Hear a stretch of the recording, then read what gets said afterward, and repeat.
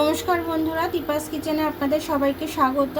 আজকে আমি নিরামিষভাবে ছোলার ডাল করব, একটু আলু দিয়ে, সেটাই আপনাদের সাথে শেয়ার করব। তো চলুন কিভাবে করি দেখে নিন। তেজপাতা ফোড়ন দিয়ে দিচ্ছি, তেজপাতা ফোড়ন দিয়ে দিলাম, একটু শুকনো লঙ্কা ফোড়ন দিয়ে দিলাম, একটু জিরে ফোড়ন দিয়ে দিলাম। মশলাটা ভাজা হয়ে গেছে, দিয়ে দিলাম একটু আলু ভাজা, লঙ্কাটা আর আদাটা পেস্ট করে নেবো আমি একটু। আলুটা আমার ভাজা হয়ে গেছে, এবার আমি মশলাটা দিয়ে দেব, আদা আর লঙ্কার পেস্টটা। একটু জিরে গুঁড়ো দিয়ে দিলাম, জিরেটা একটু কমই দেব, ফোড়নে আছে ওই জন্য। একটু ধনে গুঁড়ো দিয়ে দিচ্ছি, হলুদ দিয়ে দিলাম একটু।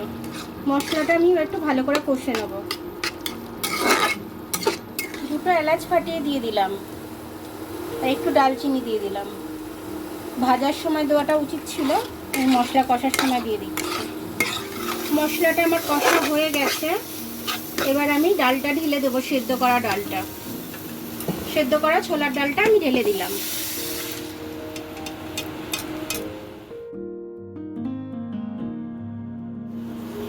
নিরামিষ জিনিসে একটু চিনি দিতে হয়, একটু চিনি দিয়ে দিলাম আমি।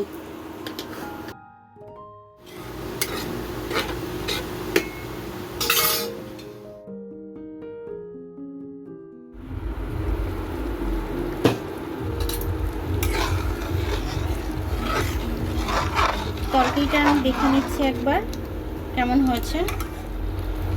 একটু ঘি দিয়ে দিলাম, এটা এবার নামিয়ে নেবো আমি। হয়ে গেছে, দেখুন আমার নিরামিষ ছোলার ডালটা আলু দিয়ে করলাম, হয়ে গেল। এটা দিয়ে লুচি, পরোটা, নান যে কোনো কিছু খেতে ভালো লাগবে। তো আমার ভিডিওটা দেখার জন্য অনেক অনেক ধন্যবাদ। আমার ভিডিওটা যদি ভালো লাগে লাইক, সাবস্ক্রাইব, বেল আইকনটা একটু টিপে দেবেন। আর যদি ফেসবুক থেকে দেখেন লাইক আর ফলোটা একটু করে দেবেন। আবার কাল দেখা হবে নতুন রেসিপির সাথে। ততক্ষণ আপনারা ভালো থাকবেন, আমি আসছি।